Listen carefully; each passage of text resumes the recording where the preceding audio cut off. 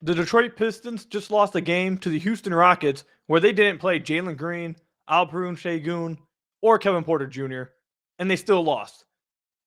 They went with this new starting lineup again. Buckle in, everybody. It's going to be a long one. You are Locked On Pistons, your daily Detroit Pistons podcast. Part of the Locked On Podcast Network. Your team every day.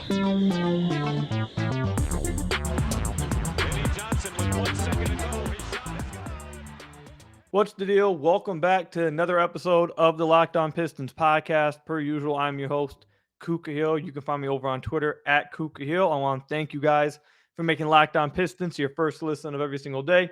We are free and available on all your podcast platforms. And if you haven't already, head to the YouTube channel at Locked On Pistons, hit that subscribe button, or leave us a 5-star review on whatever podcast platform you are listening to this on. And this episode is brought to you by FanDuel Sportsbook, official sportsbook of Locked On. Make every moment more. Visit FanDuel.com/Locked On today to get started. So I know I told you guys a few episodes ago that we were going to try to be more positive with the podcast, try to make it more positive toned. So I'm going to stay true to that. And we're going to start it off by saying Hamidou Diallo continues to play really well. He had 15 points, 5 steals in this game, in just 19 minutes of play. He makes the most out of his minutes. He's been playing extremely hard, and he's playing really, really well within the role that they've identified for him. That is more than just standing in the corner. We've talked about that a lot. He's playing really, really well.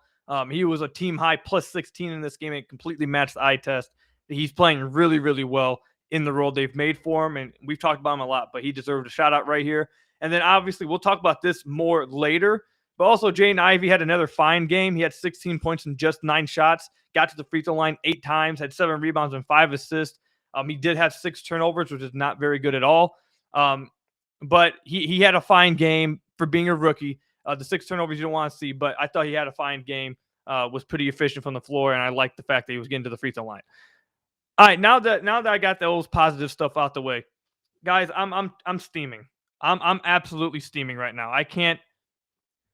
I'm trying my hardest right now to not just completely blow a casket. No one else is going to talk about this. No one's going to ask this coaching staff about this. No one's going to press them on this. So I got to be the one that comes out and talks about it because no one else is going to. Everyone else just, beats around the bush. The idea behind what Dwane Casey has done with this starting lineup might be one of the most. I don't even understand I don't understand the logic behind this at all. So we're just gonna go down the list, okay? We're gonna go down this list. So last game I didn't talk about this because it was Killian's first game back from his little shoulder injury. So I thought, okay, they're just doing the same thing they did with Jalen Green, where he sat one game and then they put him back into the starting lineup the game after. Nope, turns out not to be the case. Apparently, this is a starting lineup that they like. And when Dwane Casey was asked about this, he said last game it was in order. He made this change to, quote-unquote, compete. Compete. That's why he did this. Let's just go down the long-ass list of what's wrong with this, of why that doesn't match up, and why this makes no sense. No sense at all. Well, for starters, let's talk about the fact that for the past 2 to 3 months, Killian Hayes has been one of your best basketball players. He's arguably been the most impactful player when you talk about offense and defense. Before the Paris game, which everyone just blew up on, the 7 games before the Paris game when he came back from his suspension, he was in the midst of the best stretch of his season. 14.6 points, 8.0 assists, 45 from the field, 38% from deep on 5 attempts, and 83% from the free throw line. That was after he got suspended. And then before he got suspended, we all know what he was doing before then. We had talked about it a lot on the podcast, how well he'd been playing. But yet, Killian Hayes, one of the only young guys who has actually improved this year, who's actually taken a big step forward, and one of the ones who actually has turned the corner, he was benched for what? He's been benched, and now he's playing 20 minutes a game. Not because he's playing bad, not because he deserved it, but because just for giggles, I guess. That's the first thing. That just makes no sense. I don't care what anyone says. He's been one of your best players all year. He's part of the young core, at least we're supposed to believe.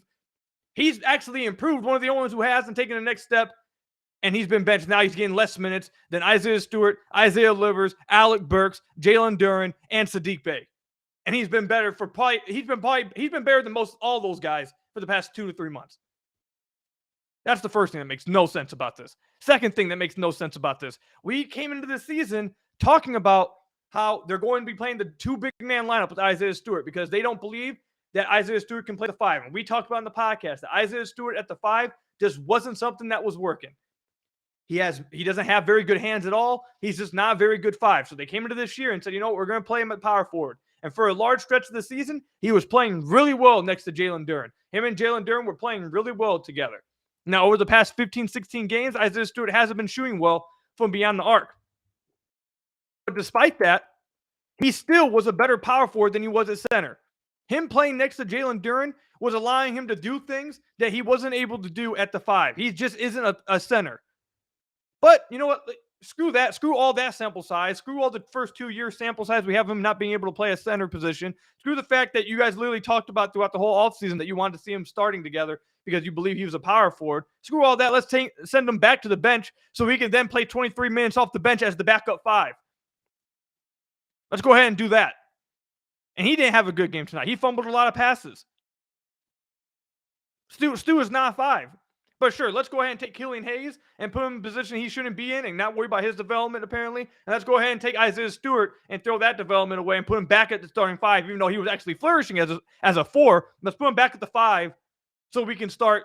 And now we move into the third thing on the list that makes no sense. Let's go ahead and do that with those guys so we can then start the worst wing defensive rotation in the entire NBA in Bojan Bogdanovic and Saddiq Bey. We watched it for how many games to start the year that they are quite literally the worst wing pairing defensively in the entire NBA.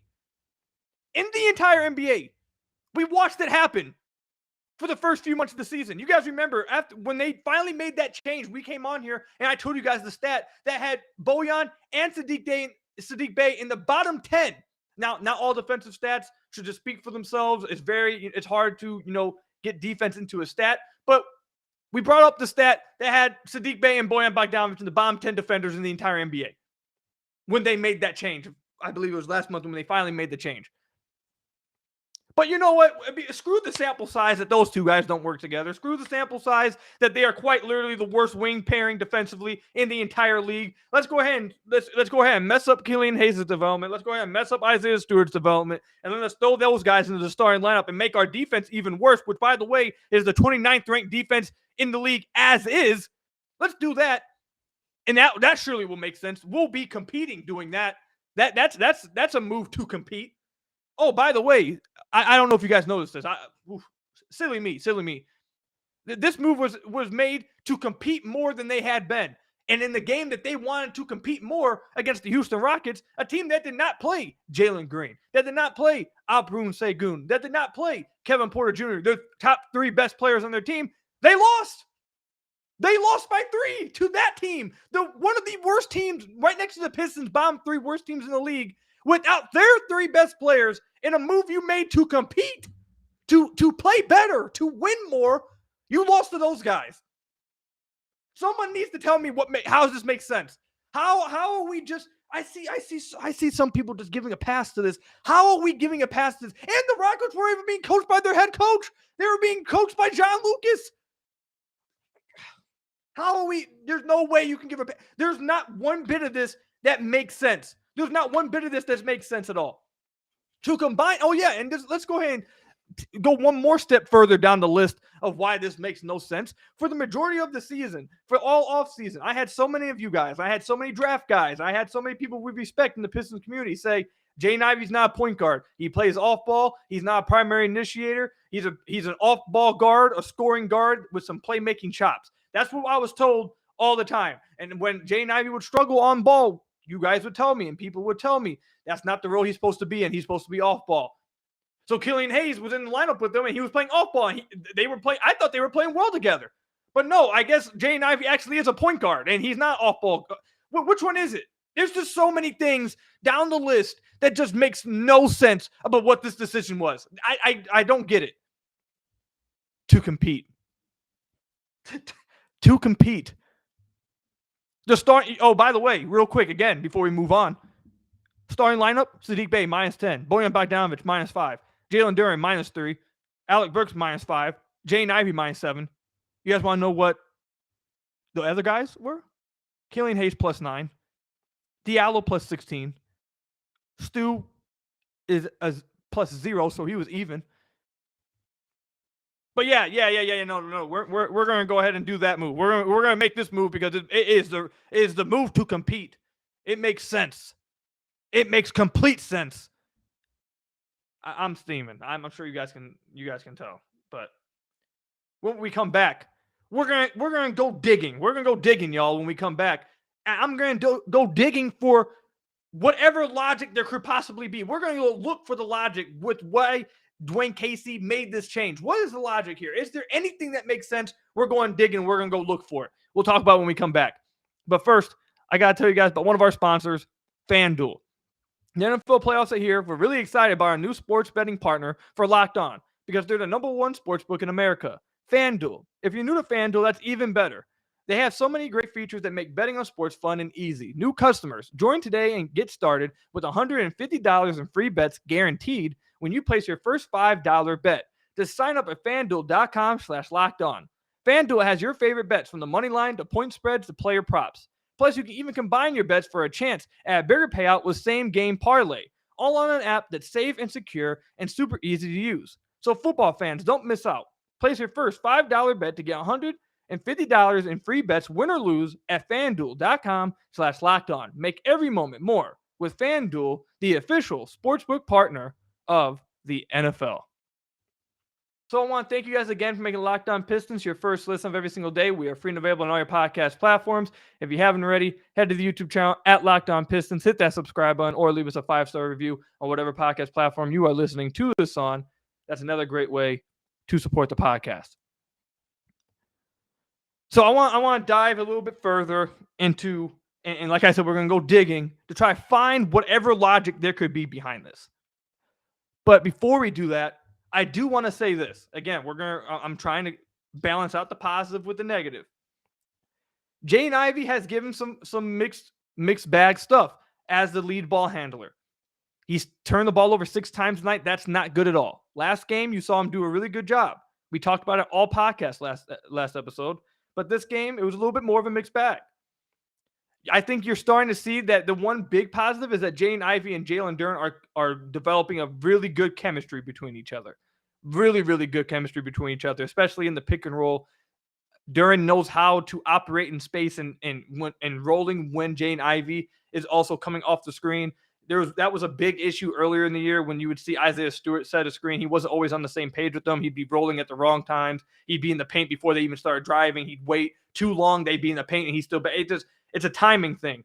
And Jaden Ivey and Jalen Green seem like they really got that timing down pat between each other, and that's really cool to see between those two guys. So that's really good to see. And also, I think Jaden Ivey, I liked his shot selection for the majority of the night. I thought he did a good job with that too. And again, we're talking about him having some struggles. We're talking about him turning the ball over 6 times, which again is not good, but he's a rookie, and you're looking at his stat line, and yeah, he had the turnovers, but he had 16 points in just 9 shots. He got to the free throw line 8 times. He was 2 of 4 from deep. So even when Ivey struggles and he has these like the high number of turnovers and some plays where you're just like, you can't make that play. Come on, you got to be better than that. At the end of the night, you find yourself looking at the box score and you're like, well, he actually didn't have a bad night for a rookie. He obviously had some mistakes that you got to improve on, but 16 on 9 shots is pretty damn efficient. So, yeah, I thought he had a mixed bag, but overall, I think you come away from this game feeling pretty good about Ivey and how he played, aggressive offensively. He started out really hot again. Another game when he started out really hot in the first quarter and then just kind of cooled down the rest of the game. I don't know what they got to do to, try to keep that level of aggression throughout the game and protect productivity throughout the game. But yeah, again, I thought Jaden Ivey had a fine game. Turnovers need to go down. That you can't have 6 turnovers, but I thought he had a fine game nonetheless. Anyways, now let's go back into some of the negative that we were talking about. See, I'm doing a good job. I'm doing a good job of trying to balance the positive with the negative here. All right, so let's go ahead and try to find what could be the logic here. What could be the logic behind this lineup change? Well, the first one, which was tweeted by James Edwards, He tweeted. Let me make sure I have the tweet pulled up. I don't want to put words in anyone's mouth. That's something I don't want to do. He said he tweeted back at someone earlier that was talking about why they do this, blah blah blah. He said, "I would also like to remind people that the trade deadline is a weekish away." So maybe they elevated Burks to the starting lineup. Maybe they're keeping Bojan with Sadiq Bey in the starting lineup because they're trying to put those two guys, Alec Burks and Bojan Bogdanovic, on display, even though Bojan was more on display anyways. He was always on display. By the way, he's had 2 back-to-back really bad nights. He was 6 of 17 in this game, 1 of 6 from deep. Oh, look at that. Lineup change. Bojan all of a sudden forgets how to shoot a basketball. Who knew? But maybe they're putting those two guys on display for people who are interested in them. And that's why they're doing this, because they're going to be trading these two guys in about a week and a half. Maybe that's the case. But then my pushback to that would be, one, Bojan was already on display. So really you're talking about just Alec Burks. And secondly, correct me if I'm wrong, but haven't we been told, like, for months now, that the Pistons don't really want to give up Bojan? They don't really want to give up Burks?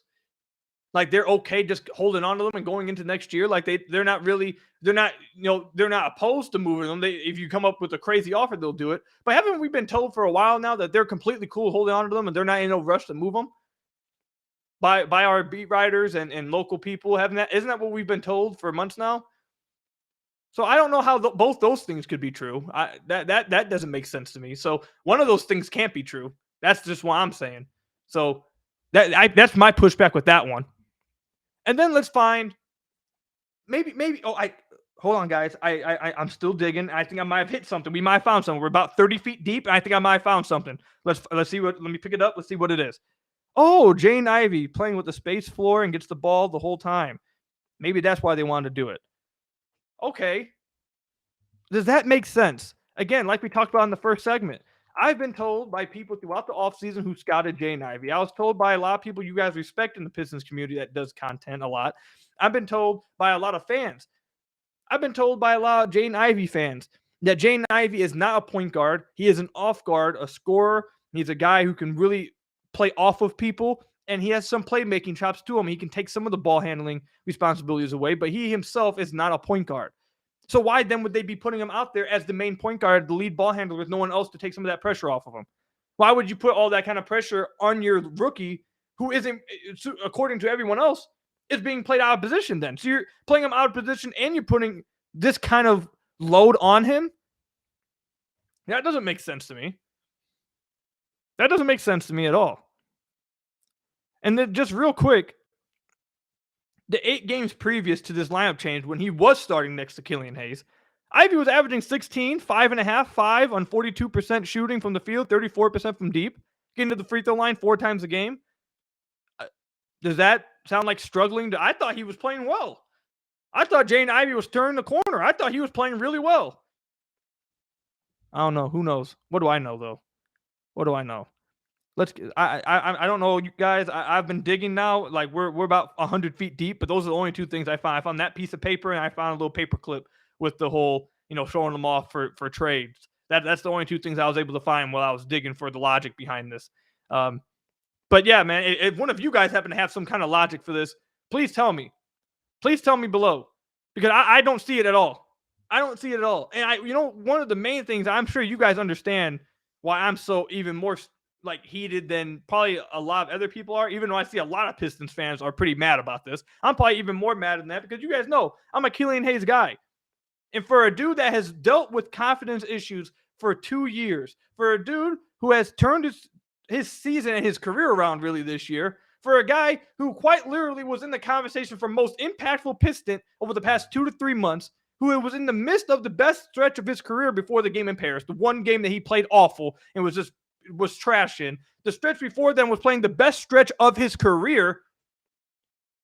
He gets benched. I need to know how that makes sense. You reward him for turning the corner and getting better and turning the corner, all that stuff, by benching him and playing him 20 minutes. That's what we're doing. It doesn't make. I can't stand it. I'm so mad. It doesn't make any sense. It's stupid. It's just stupid. Again, if one of you guys have the sense for it, please let me know. By the way, just real quick, I tweeted this out yesterday. Killian Hayes, when he plays more than 30 minutes this season, he's done it 19 times. You want to know what his numbers are in the times he actually gets 30 minutes, in the games that he actually gets played like a starter? Because there's games, by the way, remember, we come in the pockets all the time. There's games where he doesn't even get to play 30 minutes and he still has like 13 points. He could have had way more. In those games that he's played 30 minutes, at least, in those 19 games, he's averaging 15.7 points, 8.1 assists, 4.0 rebounds on 45% shooting, 36% from deep, and 81% from the free throw line. Good for a 54 true shooting percentage. Sounds pretty damn good to me, but sure, you know what? The way I'm going to reward that, I'm going to go ahead and I'm going to bench you, and then I'm going to take 10 more minutes away from you. I'm like, oh my God, dude. I'm so mad, right? Like, oh my God. Oh, wait. I just found one last thing. I found one last possible thing. Digging. I dig for another 5 feet.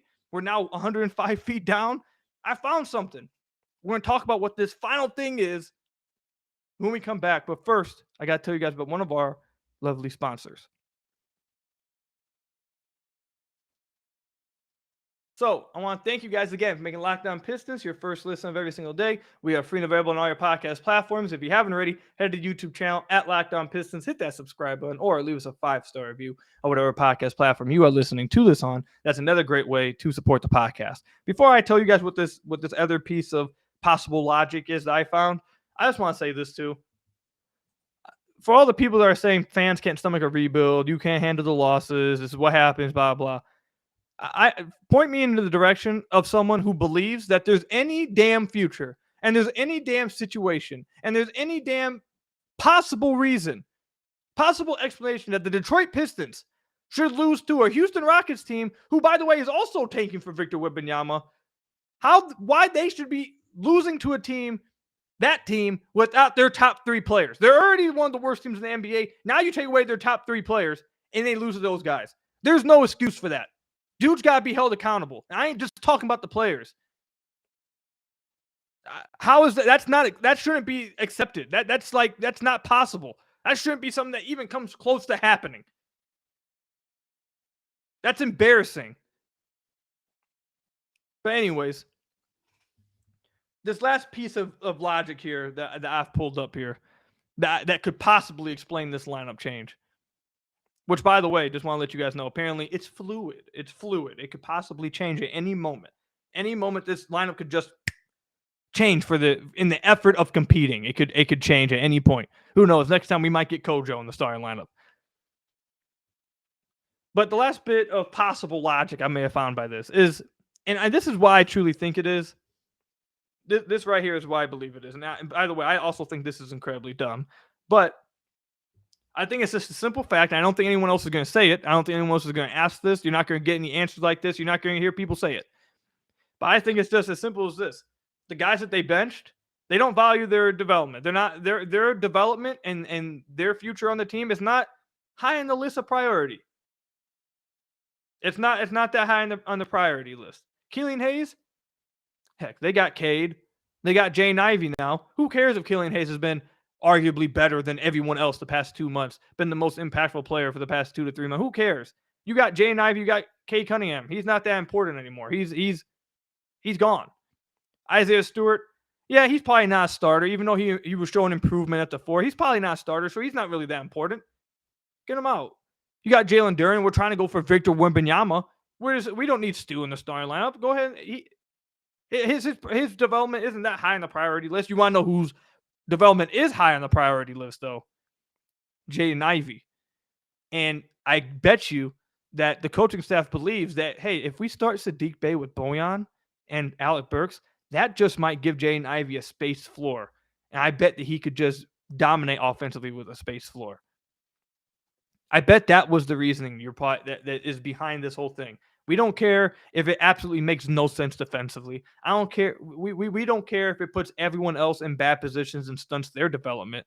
We don't care that maybe we're even putting too much of a load on Jaden Ivey, who has been said for the whole season and offseason isn't a true point guard. Maybe we're putting too much on his shoulders. No. We're going to give him an absolute space floor with these guys. By the way, Saddiq Bey, 1 of 7 from deep, a dude who's shooting like 32% from deep this year. That spacer right there. That spacer right there. going to help space the floor for Jaden Ivey.